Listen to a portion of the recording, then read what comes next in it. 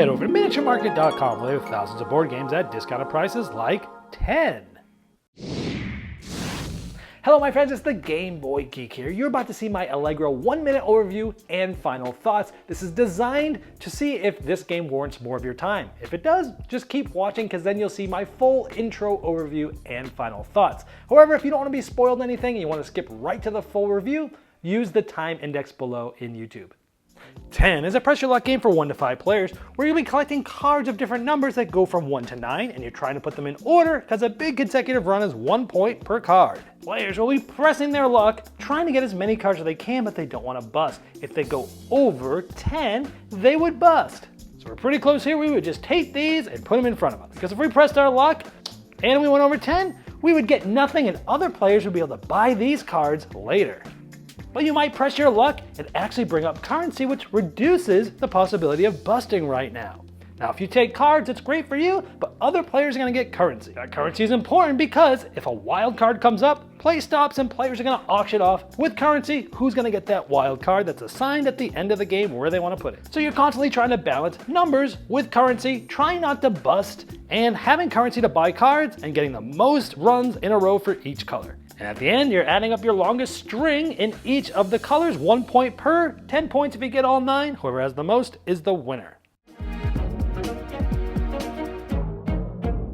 10 is a very approachable look and feel. Super quick setup, and you can teach it as you go. Easy to get to the fun quicker. You're pressing your luck in 2 different directions, which is a phenomenally new concept to me, but it works so well. You're taking numbers, but you're giving currency to opponents, which help them out in auctions.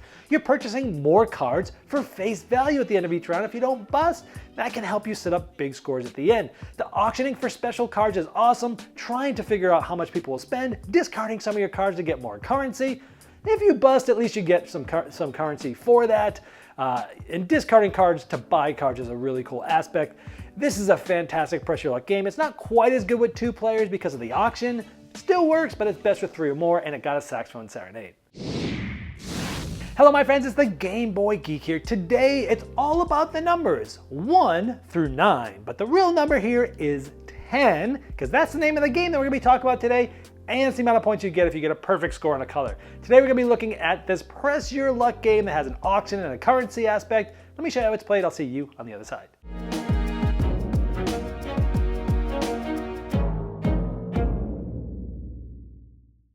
10 is a press your luck game where you're trying to get as many consecutive cards in a row in 4 different colors, green, pink, orange, and blue. You're going to get a point for each one of your cards that are consecutive in your longest chain of that color at the end of the game. And the game is called 10 because, well, the cards go through 1 through 9.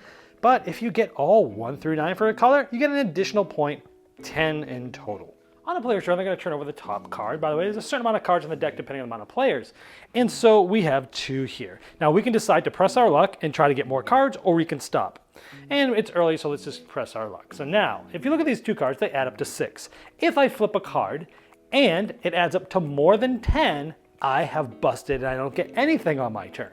So let's press our luck a little more. By the way, these cards go from 1 to 9. The higher cards are less likely to come up. The lower cards are more likely to come up just because of the distributions.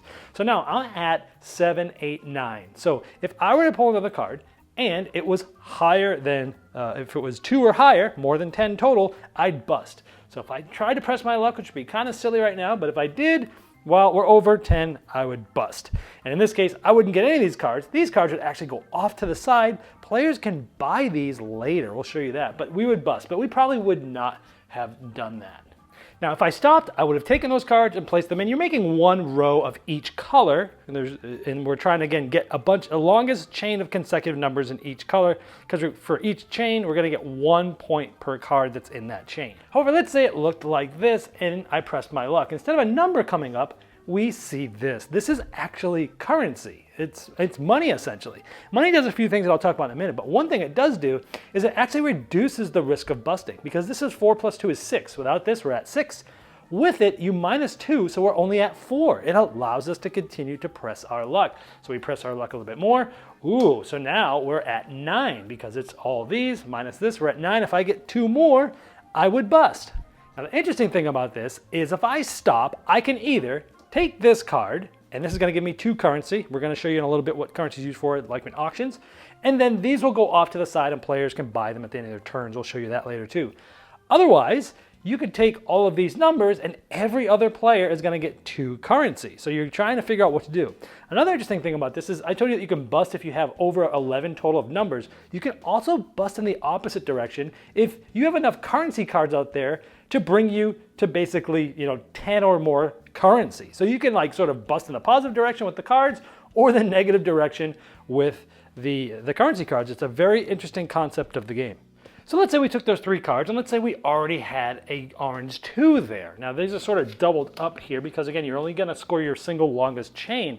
Now everyone starts with 5 currency. I've been talking about this. At the end of your turn, if you don't bust and you take numbers, you're able to buy 1 card from the market. Now these cards get here when players bust. The cards that they possibly would have gotten get added to this market. At the end of your turn, you can buy 1 of these for face value. Like if I really wanted this blue 6, it cost me 6 currency. This one only costs 1, but you can only buy 1 of them.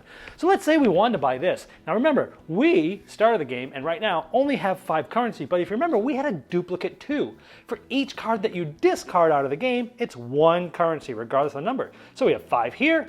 I've got this one, I discard it, I can get the 6. So I place it right there, the 2's gone, and again, this is gonna essentially start this long chain of blue, and remember, the higher the numbers, the harder they are to get. So let's say it's the next player's turn, they flip this, then this, then this, and here we are. It's 3 minus 3, they're at 0 for possible busting. So let's say they obviously are gonna go, and they get this card. Rainbow cards are wild. This is a 5, and at the end of the game, if you have it, you can make it any color you want. But anytime one of these special cards comes out, this player's turn stops and everyone auctions for this. Starting from the player to the left of whose turn it is, they're going to auction that currency we were talking about. And you can always see how much currency people have, and you can never have more than 10 in front of you. So players to the left will start, they'll go clockwise. So the player whose turn is has the last bid.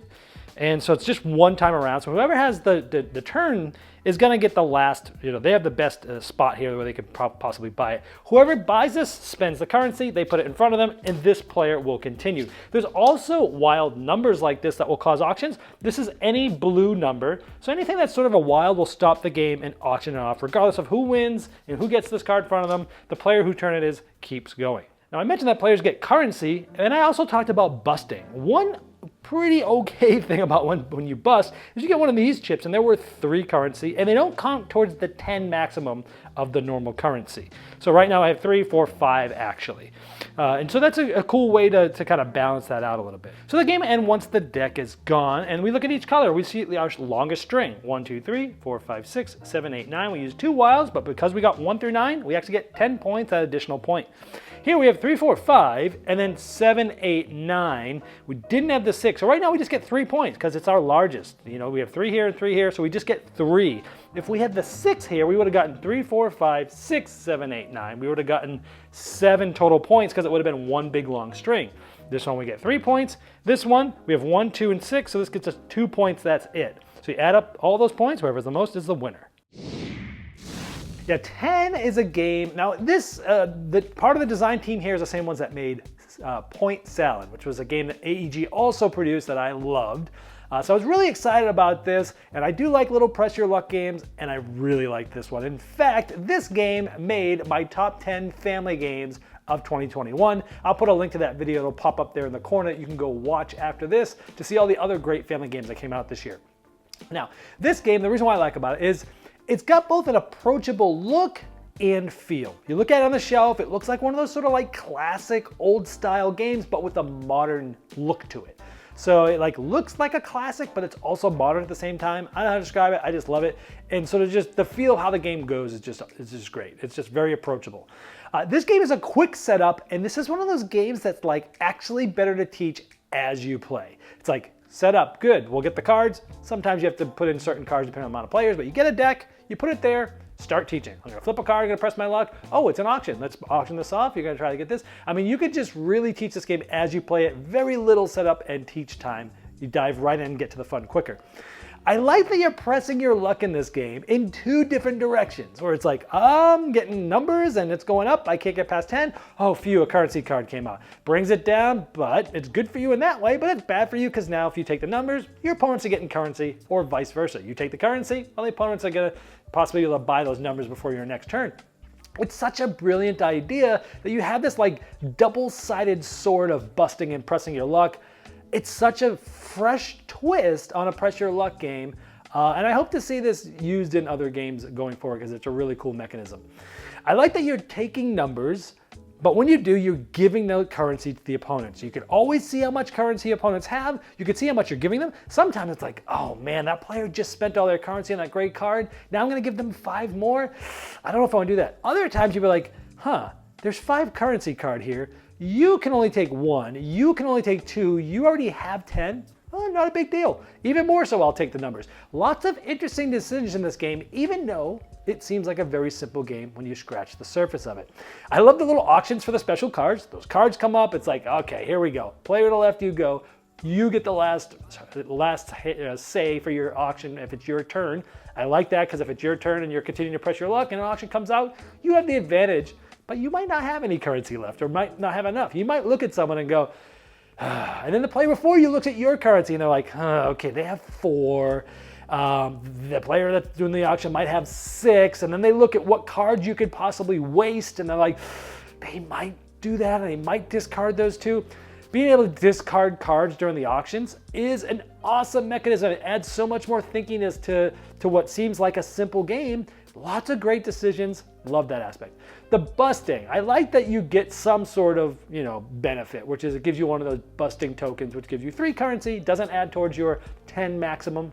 I like that because it's not the end of the world if you bust, because it will help you in the auctions and such. And sometimes winning a very well-placed auction at the right time, especially if you don't have to pay too much to win it because everyone else is broke, can be the difference in the game. Earlier I talked about discarding cards for the currency, and it's so brilliant because not only do you do that when you're doing auctions, but you're also doing it when you're trying to buy a card for face value. I love that if you take cards, you don't bust, you take numbers, you can buy a card that's there for face value. You want that great 9 that doesn't come off often? That's 9 currency. Well, I don't have 9 currency. Well, what can you discard? Ooh, well, that 9 is actually gonna finish my whole range. So it's not gonna give me just 1 point, it's gonna give me 2. These 2 cards are doing me no good because they're duplicates. This one over here isn't gonna do great because this whole color is split in half, so I can get rid of these 2. I just love that you can discard those cards to buy cards too, especially some of the better ones if you can really figure out a way to do it. This feels like a game called Push, which is like one of my favorite little press your luck games that came out in the recent years, but this has sort of another dimension. It's just, it just adds so much to it. It feels like a bigger, grandiose game. The only negative thing I could say to this is the game doesn't quite shine as well with 2 players, and that's naturally because the auctions are a little more scripted, a little more obvious. Just auctions tend to be better with more players. This is too. It still works great with 2. It's fine. Like the game works. It's not broken. It's not like you play some weird variant with an NPC character and stuff. It works. It just doesn't shine quite as well with 3. So I don't find myself racing to this with 2 players as I do with 3 or more. But that's it. This game is fantastic. Again, because it was on my video for the best family games of 2021, I'm obviously keeping it in my library. Finally got a chance to review it. So because of that, we're going to induct it properly with a Saxophone Serenade.